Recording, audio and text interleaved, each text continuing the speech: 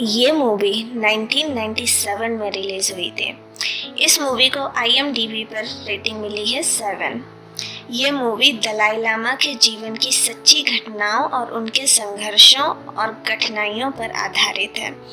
ये फिल्म 1937 से 1959 तक चाइना और तिब्बत में हुई बड़ी उठापटक की घटना को दर्शाती है। कहानी शुरू होती है 14वें यानी वर्तमान दलाई लामा की खोज से। तिब्बती बौद्ध मान्यता अनुसार दलाई लामा का पद वंश परंपरा या वोटिंग पर न होकर पुनर्जन्म पर आधारित होता है और हर बार दलाई लामा की मृत्यु के बाद उत्तराधिकारी की खोज की जाती है। धर्मगुरु मरने से पहले अपने इनकारनेशन संबंधी कुछ संकेत बताकर जाते हैं। उनकी मौत के बाद इन संकेतों की मदद से ऐसे बच्चों की लिस्ट बनाई जाती है जो धर्मगुरु के बताए अनुसार हो। तिब्बत के राज प्रतिनिधि रेटिंग रिनपोचे को दलाई लामा के इनकारनेशन से संबंधित एक सपना आता है, जिसके बाद वे कुछ साथियों के साथ उस बच्चे की खोज में बेस बदलकर तिब्बत की चीनी सीमा से सटे राज्य आमदो पहुंचते हैं। यहीं पर रेटिंग रिनपोचे को एक किसान परिवार में वो बच्चा मिलता है जिसके बारे में उन्हें सपना आया था। वे लोग उस बच्चे की परीक्षा लेने के लिए उसे कुछ चीज़ें दिखाते हैं और अपनी पसंदीदा चीज़ें चुनने को कहते हैं। वो बच्चा वहाँ पर रखी ढेर सारी चीज़ों में से पिछले दलाई लामा की ही चीज़ें उठाता है, जिससे ये साबित हो जाता है कि यही बच्चा 14वां दलाई लामा है। वे लोग उस बच्चे को अपने साथ तिब्बत की राजधानी ल्हासा ले जाते हैं। यहाँ पर पटोला पैलेस में उस बच्चे की परवरिश और शिक्षा शुरू हो जाती है। एक दिन जब बच्चा अपने घर और माता पिता को याद करके दुखी होता है, तब रेटिंग रिनपोचे उसे पहले दलाई लामा की कहानी सुनाते हैं। वो उस बच्चे को दलाई लामा के कुंदुन नाम का अर्थ भी समझाते हैं। बच्चा वो कहानी सुनकर खुश हो जाता है। धीरे धीरे मूवी आगे बढ़ती है। वो बच्चा अब धर्म अध्यात्म के साथ साथ विज्ञान और विभिन्न भाषाएं भी सीखने लगता है। एक दिन पता चलता है रेटिंग को चीनियों द्वारा कैद कर लिया गया है, जहां पर कुछ समय बाद उनकी मृत्यु हो जाती है। इस बात से सब परेशान होते हैं। तब दलाई लामा अधिक सक्रियता से शासन और धार्मिक नेतृत्व की बागडोर संभालने आगे आते हैं। वे अपने रीजेंट से चीनियों की इच्छा के बारे में पूछते हैं। उन्हें बताया जाता है कि नया चाइनीज़ प्रेसिडेंट माओ जेडोंग तिब्बत पर अपना अधिकार करना चाहता है। वो तिब्बत पर कब्जा करना चाहता है। तब दलाई लामा पूछते हैं, क्या भारत हमारी मदद करेगा? भारत को तिब्बत का इतिहास पता है। भारतीय ये जानते हैं कि तिब्बत कभी चीन का हिस्सा नहीं था। तो उन्हें बताया जाता है कि भारत अभी नया नया आज़ाद हुआ है, उनकी अपनी समस्याएं हैं। इस समय भारत हमारी मदद करने की स्थिति में नहीं है। ब्रिटेन से हमने मदद के लिए बात की थी, लेकिन वो इनकार कर चुके हैं। इसके बाद दलाई लामा अमेरिकी राष्ट्रपति को चिट्ठी लिखकर मदद मांगते हैं, पर वहाँ से कोई जवाब नहीं आता। समय बीतता है। माओ की विस्तारवादी नीतियां और मिलिट्री एक्टिविटीज़ बढ़ती जाती हैं।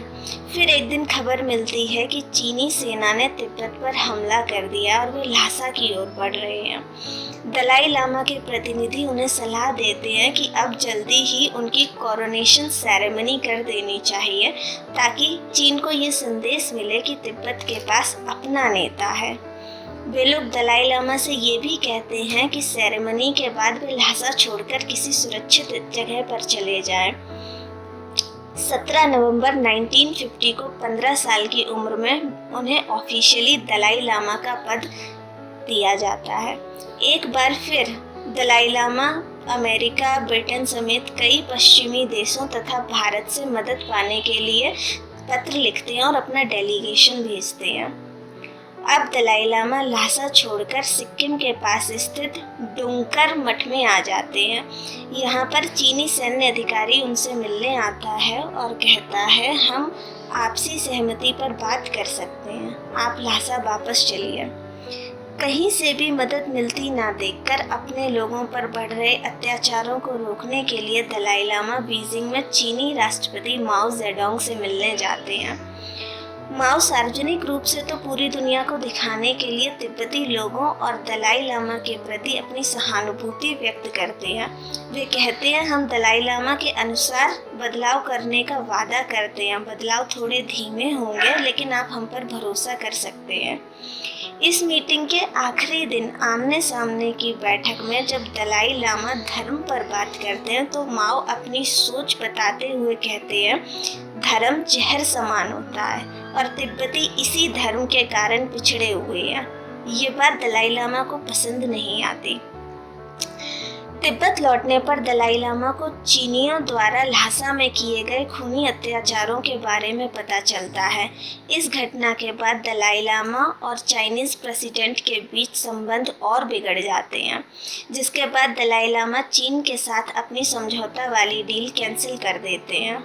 इससे नाराज होकर चीन और अधिक वायलेंट तरीके से तिब्बत पर हमला कर देता है। जब ये चीज़ स्पष्ट हो जाती है कि चीनी कम्युनिस्ट सरकार दलाई लामा की हत्या की प्लानिंग कर रही है, तो तिब्बतवासी और उनके परिवार वाले उन्हें भारत आने को कहते हैं। काफ़ी विचार विमर्श करने के बाद दलाई लामा भारत आने को मान जाते हैं। वे अपनी यात्रा के बारे में ओरेकल से पूछते हैं। ओरेकल उन्हें कहते हैं जो भविष्य बताते हैं। नेचुंग ओरेकल दलाई लामा और उनके सहयोगियों को भारत तक पहुंचने का एक सुरक्षित रास्ता बताते हैं और कहते हैं कि आप सभी को आज रात ही निकलना पड़ेगा। सुरक्षित रास्ते के बारे में जानकर दलाई लामा और उनके सहयोगी अपना बेस बदलकर रात के अंधेरे में ही ल्हासा से बाहर निकल पड़ते हैं। दलाई लामा थोड़ा रुककर अपनी मोनेस्ट्री के बाहर आकर आंखें बंद करते हैं तो उन्हें एक घर दिखाई देता है, जिसका मतलब होता है कि उनकी भारत की यात्रा शुभ होगी। वो फिर से आंखें बंद करते हैं।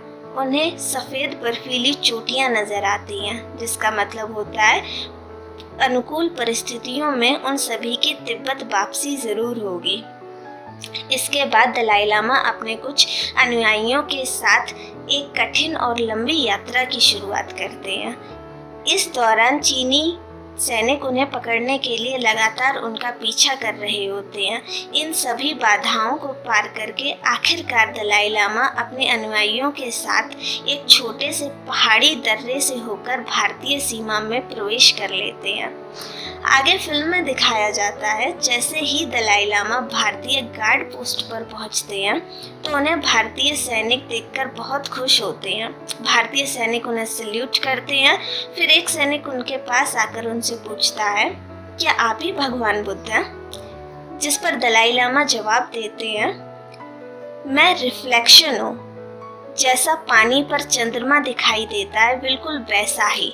जब आप मुझे देखते हैं और मैं आपको अच्छा इंसान लगता हूँ, तो इसका मतलब है आप खुद को देख रहे हैं।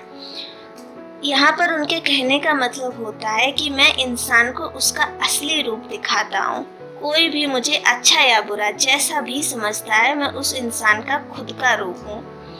मूवी के आखिरी दृश्य में दलाई लामा अपने नए घर भारत पहुंचते हैं। वे अपना टेलीस्कोप लेकर घर के बाहर आते हैं, उसे खड़ा करके अपना चश्मा हटाते हैं और टेलीस्कोप से हिमालय और तिब्बत की ओर देखने लगते हैं। इसके बाद ये मूवी स्क्रीन पर 2 लाइंस के साथ खत्म हो जाती है, जिसमें लिखा होता है, दलाई लामा अभी तक तिब्बत नहीं लौटे। उन्हें उम्मीद है कि वे एक दिन घर वापसी ज़रूर करेंगे।